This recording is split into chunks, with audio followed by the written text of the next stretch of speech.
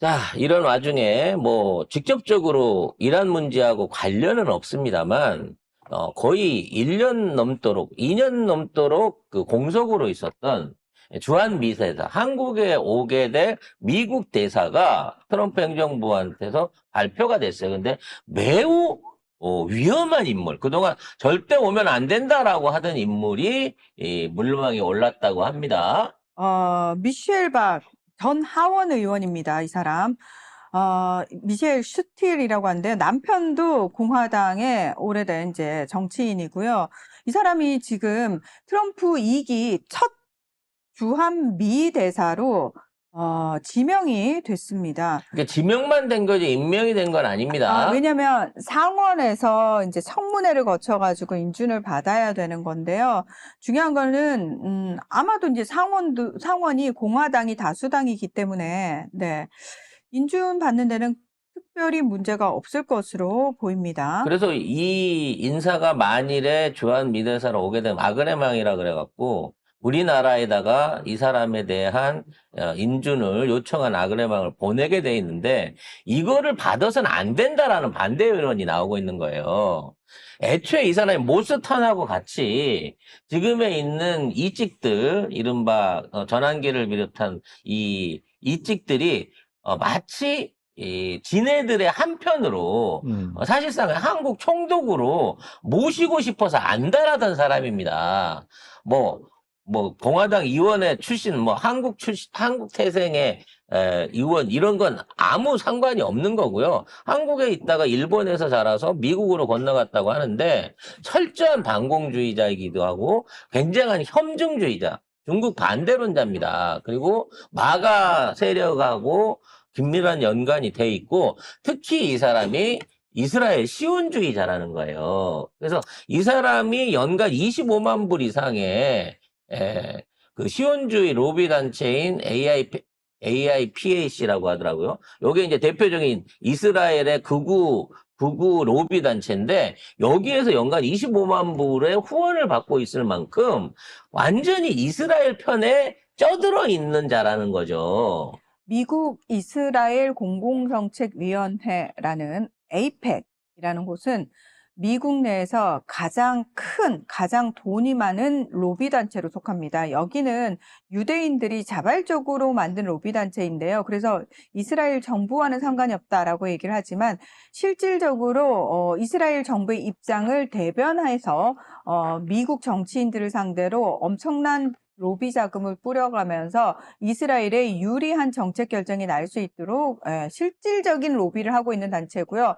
매년 그 에이펙 연례 회의가 열리는데 여기는 미국 대통령들, 전직 대통령, 부통령들, 미국 유수의 정치인들이 다 참석을 합니다. 그래서 이 에이펙에 밑보이면 미국 대통령이 될 수 없다라는 얘기가 나올 정도로 일단 돈이 상상을 초월할 정도로 많습니다. 유대인들이 어느 정도로 이 로비 단체의 진심이냐면 예를 들어서 미국에 살고 있는 유대인들 숫자는 600만 명이 채 안 돼요. 그러니까 숫자 자체를 보면 큰 규모가 아닌데도 불구하고 이들은 죽을 때 내 유산을 에이펙에 여기다 내 다 주고 죽을 거야 라는 식의 서약도 굉장히 많이 합니다. 그래서 돈이 규모가 상상을 초월합니다. 그래서 이 사람이 들어오게 되면 사실상 전환길 같은 놈이 미국 대사가 되는 거나 마찬가지고요.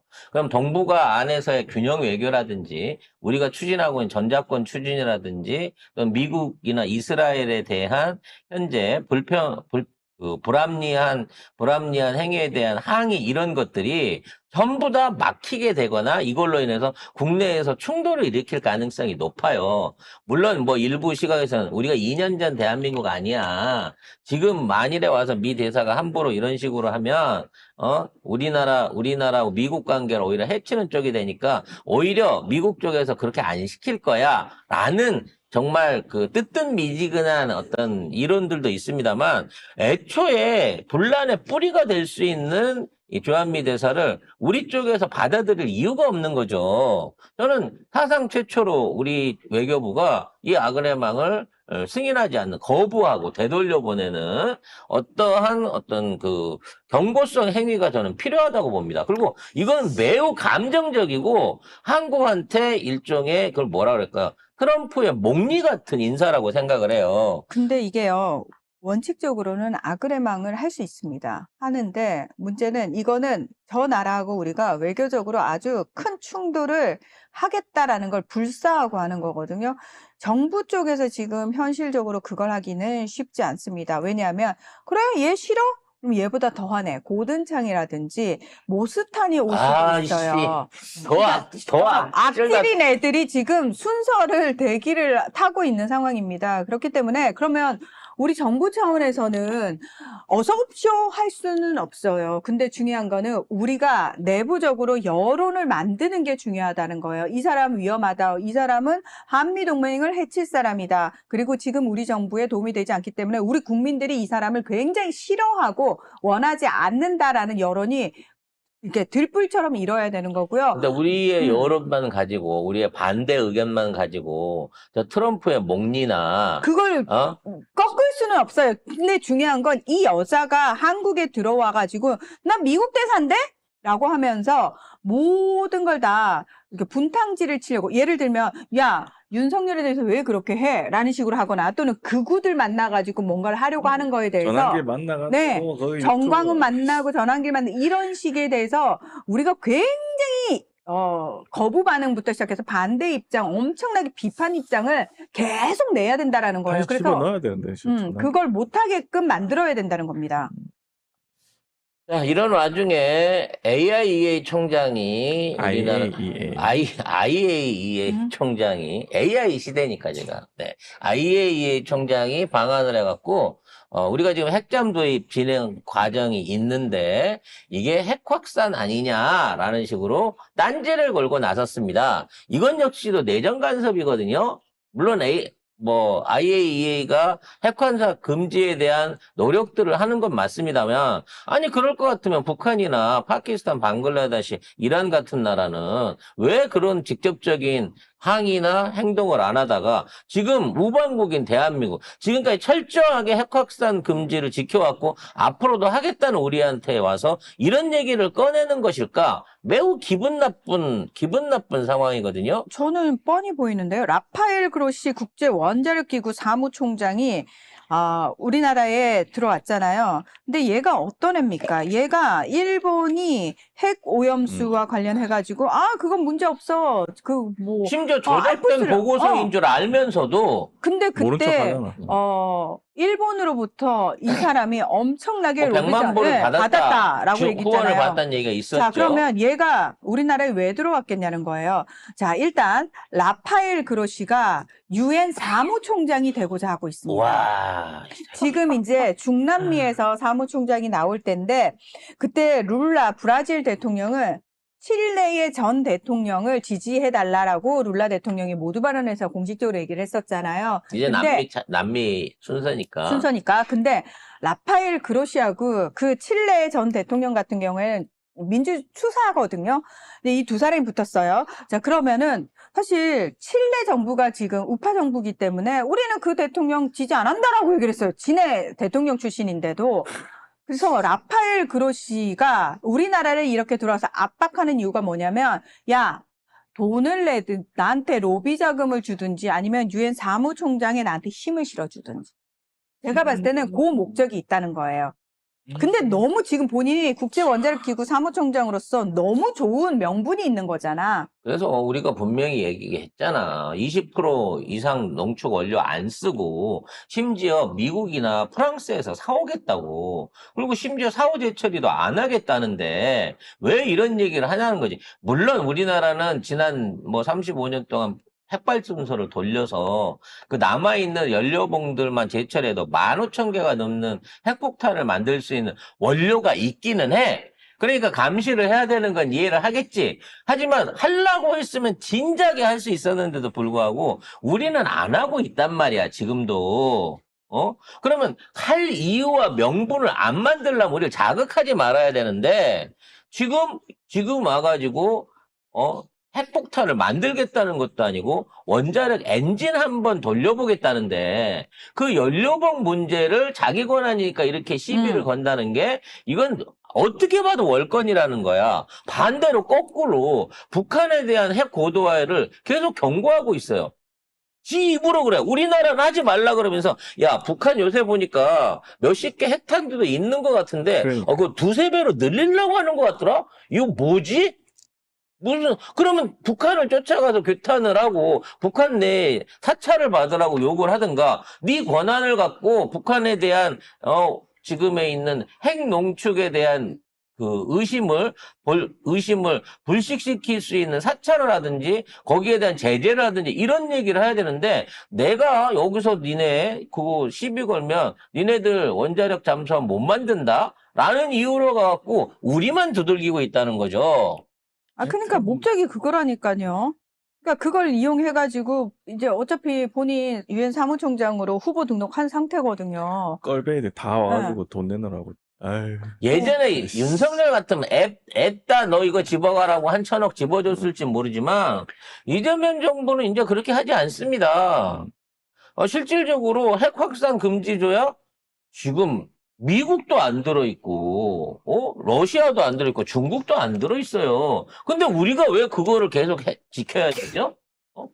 아니, 실제 핵 가진 나라들은 다 피해가지고 확산에 대한 아무런 제재를 하지 않고, 심지어 핵무기 숫자를 제한하자고라는 협정까지 풀어버리고, 지네들이 앞으로 핵무기를 더 고도하고 더 양을 늘리겠다. 트럼프도 그렇게 얘기를 하고 있는데, 지들이 미국에서 핵실험을 더 하겠다고 얘기를 하고 있는데, 그런 미국을, 실제적인 위협을 가진 미국을 막을 생각을 안 하고, 왜 한국한테 이런 얘기를 하냐는 거죠. 그 이탈리아 야당 총리가 공식적으로 국회에서 그런 얘기를 했어요. 전 세계에 이미 7개 내지는 9개 국가가 핵을 갖고 있는데 그 핵을 사용한 나라는 미국 하나뿐이라는 거야. 근데 뭐 그럼 누굴 먼저 막아야 되겠어? IAEA가 진짜로 핵확산을 걱정을 한다면. 근데 라파엘 그로시는 안 될 것 같네요. 보니까. 안 돼야 맞는 거죠. 코스타리카의 레베카 그린스판이라는 사람이 있는데 이분이 이제 가장 유리하고 이분이 아마 될 것 같아요. 여성 후보가 될 것 같은데. 그러니까 레베카 그리스판 코스타리카 전 부통령이고요. 그리고 또 한 명이 미첼 바체레트 칠레 전 대통령이고. 근데 이제 지금 칠레 정부가 칠레에 뭐 트럼프라는 별명이 붙어 있는 그 정부기 때문에 우리 바체레트 전 대통령 우리 나라 출신이지만 지지하지 않을 거야라는 말도 안 되는 상황이 벌어졌고요. 그리고 지금 라파엘 그로시 이 사람 아르헨티나 출신의 그냥 전통적인 외교관 출신인데 그냥 썩을 대로 썩은 놈입니다. 이 사람은 그걸로 유명한 사람이고요. 그리고 마키살 세네갈 전 대통령까지 해서 지금 4명이 사실 21일부터 열리게 되는 사무총장 선출을 위한 후보자 토론회가 열리거든요. 일단 첫 번째 중남미 쿼터가 될 것 네. 같고 그래서 쌀 후보는 안 될 것 같고 그 다음에 둘째는 유엔이 다 남자 사무총장을 뽑아왔기 때문에 이번에 후보가 여성이 2명이잖아요. 그래서 첫 여성 사무총장이 기대가 되는 그래서 상황입니다. 바첼레트나 그리스판이나 둘 중에 한 사람이 될 것 같은데 네. 그린스판이 일단 우세. 바체레트가 그러니까 추격. 이 새끼도 진짜 제대로 된 역량 발휘를 하려면 이스라엘에 가서 니네들 불법적으로 보유하고 있는 핵무기 쓸 생각 하지 말아라고 얘기를 하든가 미국 정부를 상대로 절대 핵을 이번 전쟁에 끌어들여서는 안 된다라고 얘기를 하든가 아니면 북한을 상대로 해갖고 야 니네들 원자로 또 돌리더라 영변에 있는 거 그리고 우라늄 방산 돌리고 지금 농축기도 돌아가고 있다고 하던데 그런 거 하지 마라고 경고를 해야 맞는 건데 만만한 한국에 와가지고 마치 자기가 한국의 어떤 원자력 추진 잠수함에 대한 일종의 권리를 가진 것처럼 그러니까 권한을 가진 것처럼 갑질 발표를 하고 있는 거고요. 이걸 갖다 우리 언론은 대단한 놈 와가지고 중대한 얘기한 것처럼 막 이런 식으로 띄워주고 있는 거죠. 그래서 저는 이거 라파엘 그로시에 대해서 굉장히 비판 여론이 좀 커져야 된다라고 생각을 하고 있고 이 부분을 계속해서 짚어야 돼요. 얘가 왜 여기 와가지고 이 갑질을 하는지에 대해서 언론들이 제대로 써야 되는데 제대로 쓰고 있는 언론들이 거의 없다라는 겁니다. 그러니까 이 새끼가 지금 유엔 사무총장 후보로 등록해가지고 거기에 욕심을 내고 있고 이 새끼 자체가 워낙 외교관으로서 꾸리꾸리한 새끼고 근데 일본으로부터 돈을 받아 처먹고 일본의 핵오염수 해양 방류를 눈 감아주고 있는 새끼고 그래서 그런 부분과 관련해가지고 한국에 그런 것들을 이제 본인이 IAEA 사무총장이란 이유 하나만으로 이걸 내세워가지고 로비 자금을 뜯어내거나 또는 유엔 사무총장으로서 자신을 밀어달라라는 요구를 하기 위해서 온 거구나. 요것들을 다방면으로 짚어주는 언론 보도가 사실은 핵심적으로 나와야 되는데 그런 것들이 안 나오고 있다라는 거죠. 자, 관련해서 이게 그 핵잠수함에 대한 얘기가 나왔기 때문에 붙여서 얘기할 필요가 있는 건데 한미일 해군 수장들 그러니까 각군 해군 참모총장들이 모여가지고 이 핵잠 지원에 대한 의제로 얘기를 나눴다는 거예요. 그러면 우리 핵잠이 지금 실전 배치를 얼마 놓고 있지 않다라고 하는 거를 일본과 미국도 어느 정도 알고 있다는 겁니다. 아니, 트럼프 오케이 해줬잖아. 오케이 했는데 바로 이제 만들어서 오케이 할 못했지. 때도 얼마나 걸릴 것 같아. 글쎄요, 뭐 설계하고 뭐하고 하면 2030년 지나야지 본격적으로 건져 들어가지 않을까요? 아니 그거지. 한 5 하면 한 5년 후에나 아니요. 가능한 거야? 5 4, 3, 2, 1. 이제 우리 거의 다 됐어요. 그러고 딱 주자마자 설계도를 바로 내놨고 일주일도 안 돼가지고 심지어 거기에 필요로 하는 각종 첨단 기술들 즉 이제 미국이 허락은 했지만 자기네들이 안 준다고 하는 기술이 몇 가지가 있었거든. 가장 대표적인 게 소음 저감 기술, 그 다음에 진동 저감 기술, 열차폐 기술이에요. 근데 이거를 이미 한국이 다 가지고 있는 거야. 관련해서 지금 약간 사설을 좀 비추려면 진동은 뭐냐면 이 핵 엔진이 돌아가면서 어떤 형태로든지 이 물리적인 회전이라든지 운동에 의해 갖고 진동파가 발생을 한단 말이야. 이른바 경운기 소리라고 불리는 중국의 중국의 핵 엔진들이나 러시아 핵 엔진들이 가진 특유의 진동 소리들이 있어요. 그러니까 스크류 소리는 안 나는데 이 엔진 돌아가는 진동을 잡을 수 있는 기술을 미국만이 갖고 있었어. 그게 이제 결국 뭐냐면 요런 상하 좌우 진동을 하는 엔진 자체에다가 이거를 흡수할 수 있는 일종의 자이로 완충 설비를 하는 건데 아니 한국이 그 기술을 갖고 있더라고 이미. 두 번째는 스크류 회전이나 이런 걸 하게 되면 이게 물하고 돌아가면서 물하고 부딪히면서 이 스크류 소리를 낸단 말이에요. 그래서 이 소리를 내지 않기 위해서 물을 빨아들여 갖고 물을 그대로 내뱉는 그러니까 워터제트 엔진이 필요한 거였단 말이야. 근데 워터제트 엔진 스크류식에 비해서 출력이 많이 손실을 보기 때문에 일반적으로 그 기술은 늘 새로 개발해야 되는 기술이 맞거든. 근데 이 기술도 한국이 이미 가지고 있었더라는 거지. 제일 심각하게 미국이 안 주려고 했던 건 열차폐 기술이에요. 즉 원자력 발전소를 돌리면 원자력 엔진을 돌리면 엄청난 열이 생기잖아. 거의 1억 도에 가까운 열이 생긴단 말이야. 최고로 높이 보게 되면. 그러면 그 물을 받아서 냉각을 시키는 과정 중에 어떻게든 뜨거운 그 열수가 배수가 되게 돼 있거든. 그게 이 배수되는 물 온도를 파악을 하면 잠수하면 몰라도 어딘가 뜨거운 물이 나오는 수영장에서 뭔가가 따뜻해지면 이 새끼 오줌 쌌구나 알듯이 그런 것들을 찾아낼 수 있는 기술이 미국밖에 없다고 봤거든. 근데 우리나라가 그걸 자연 대류 방식으로 그러니까 원자력 엔진을 우리가 바닷가에 돌려서 시킬 때 모터 구동 없어도 열 차이를 통해 갖고 흐르는 물이 열 온도 차이에 의해서 대류하면서 소리 없이 기계적 가동 없이 그 엔진을 식혀줄 수 있는 열 대류형 이 냉각 기술까지도 대한민국이 다 갖고 있는 거야. 거기에 안 주려고 했던 이중 소나부이 기술 다 갖고 있지.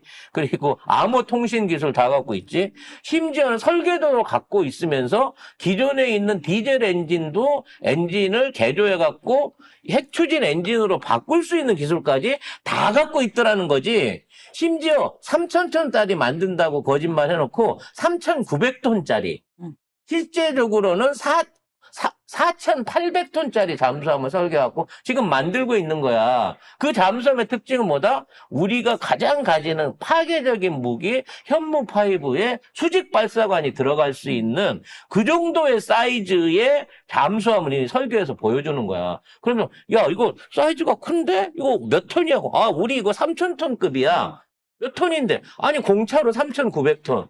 아니 그러면 안에 장비 다 실으면 어떻게 되는데 4,900톤. 지금 이렇게 진행이 되고 있는 상황이라는 거지.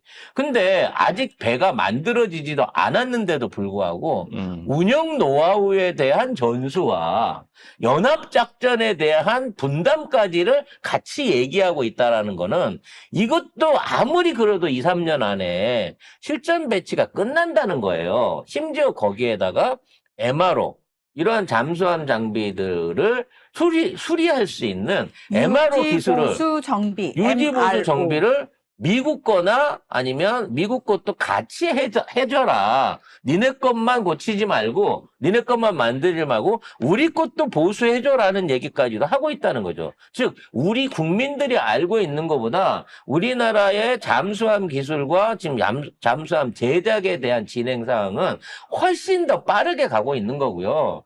또 이러한 능력을 우리가 가지게 되면 당연히 우리 근해뿐만 아니라 남중국해나 지금에 있는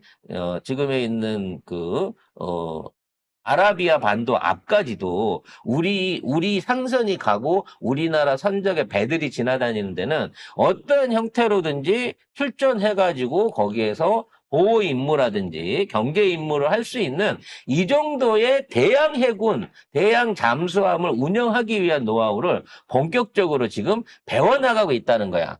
즉, 운전면허하고 실습을 먼저 하고 있는 거야. 차는 아직 만들어지지도 않았는데. 이게 10년 후 같으면 지금 할 이유가 없는 건데, 지금 하고 있다는 얘기는 1, 2년 안에 어떠한 형태든 실전 배치를 하게 될 가능성이 높다. 그리고 그 실전 배치는 새로 잠수함을 만드는 게 아니라 기존에 있는 디젤 잠수함을 이쪽에 이제 에너지 소션을 바꿔가지고 엔진을 바꿔치기 해갖고 첫 잠수함이 취역하게 될 가능성이 높다라고 여러분들이 이해를 하시면 될 것 같습니다.